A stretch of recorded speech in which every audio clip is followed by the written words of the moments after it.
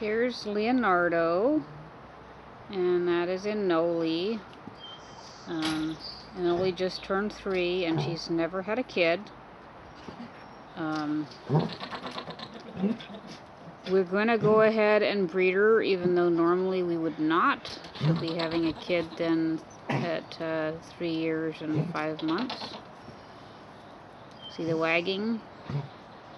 A few days ago, the Lord told me to put her in with him, and I did. And she was in season that very day. Now, 3 years old, we've heard, can be too old, and you can have the bone is hardened and there's complications. We found one study where they had pretty good success with those that were after 3. It is a risk and not one that we would normally take, but these guys are extremely rare, and basically the good of the mini is more important than just one goat's good. We need her genetics, and her genetics need to stay in the colt. So we are prepared to assist her in any way she needs upon delivery. Nice, Leonardo, smashing at children. And when they're 3, do be aware of that. You need to keep a closer eye out, and you need to be ready to intervene in whatever capacity that they need. So she is definitely well in season again today. This is within the 10-day span. And so we went ahead and left her in with the bucks, trying to ensure that she gets pregnant this year, because she's never had a kid. So he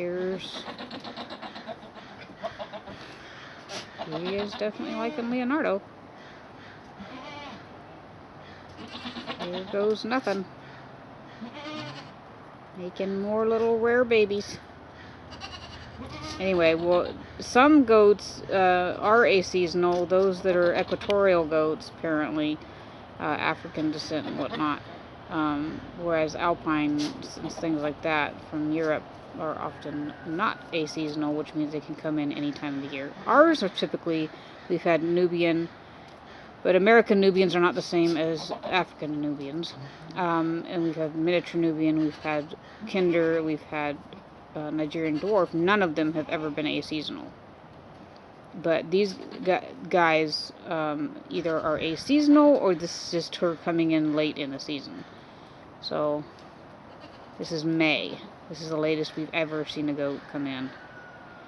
And her compatriot Violet came in the next day after her, and she actually had a kid this year, a 5-month-old kid.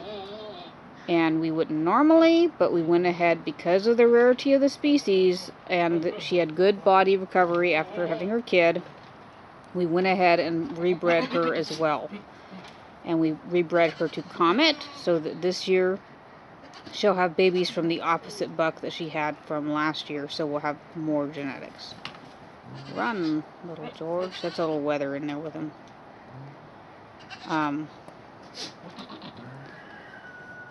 So we'll see what happens. We've got 2 girls, hopefully pregnant. We're going to, 21 days from now, she may or may not come back in. It depends on whether she's being aseasonal or this is the last of the season in May. Irregardless, Violet came in season in August last year, which is close enough to September that we just figured that they were just doing the seasonal thing that our goats do. But we'll see what happens. Congratulations, Anoli. You and Leonardo should make lovely kids. Let's make more for the species.